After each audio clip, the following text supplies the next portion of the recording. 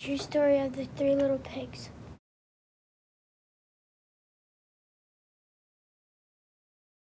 By Miss Duncan.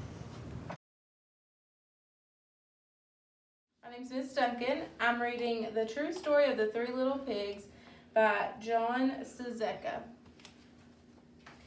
Everybody knows the story of the three little pigs, or at least they think they do, but I'll let you in on a little secret. Nobody knows the real story because nobody has ever heard my side of the story. I'm the wolf, Alexander T. Wolf. You can call me Al. I don't know how this whole big bad wolf thing got started, but it's all wrong. Maybe it's because of our diet. Hey, it's not my fault. Wolves eat cute little animals like bunnies and sheep and pigs.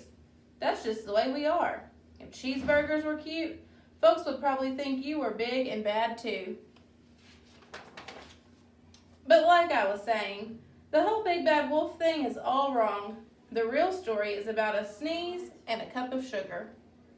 This is the real story. Way back in Once Upon a Time, I was making a birthday cake for my dear old granny. I had a terrible sneezing cold. I ran out of sugar. So I walked down the street to ask my neighbor for a cup of sugar. Now this neighbor was a pig, and he wasn't too bright either. He had built his whole house out of straw. Can you believe it? I mean, who in his right mind would build a house of straw? So of course, the minute I knocked on the door, it fell right in. I didn't want to just walk in someone else's house, so I called, little pig, are you in? No answer.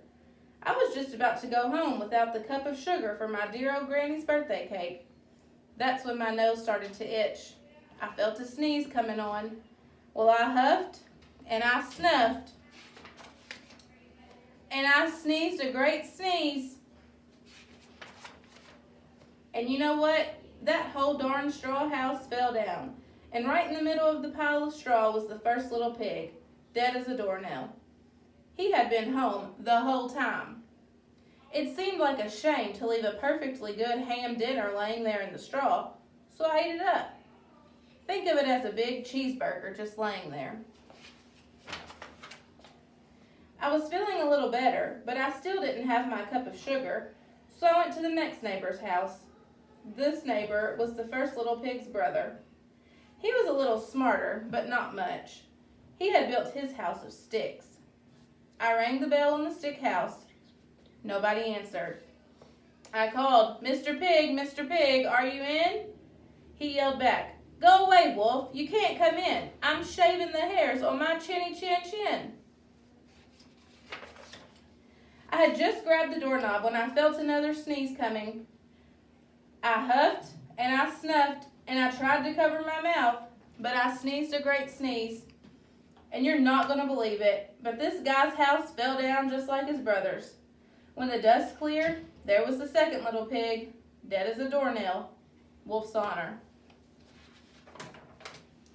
Now, you know food will spoil if you just leave it out in the open, so I did the only thing there was to do.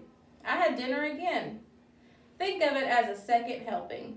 I was getting awfully full, but my cold was feeling a little better. And I still didn't have that cup of sugar for my dear old granny's birthday cake, so I went to the next house. This guy was the first and second little pig's brother. He must have been the brains of the family. He had built his house of bricks. I knocked on the brick house. No answer. I called, Mr. Pig, are you in? And do you know what that rude little porker answered? Get out of here, wolf. Don't bother me again. Talk about impolite. He probably had a whole sack full of sugar, and he wouldn't give me even one little cup for my dear sweet old granny's birthday cake. What a pig. I was just about to go home and maybe make a nice birthday card instead of a cake when I felt my cold coming on. I huffed and I snuffed and I sneezed once again.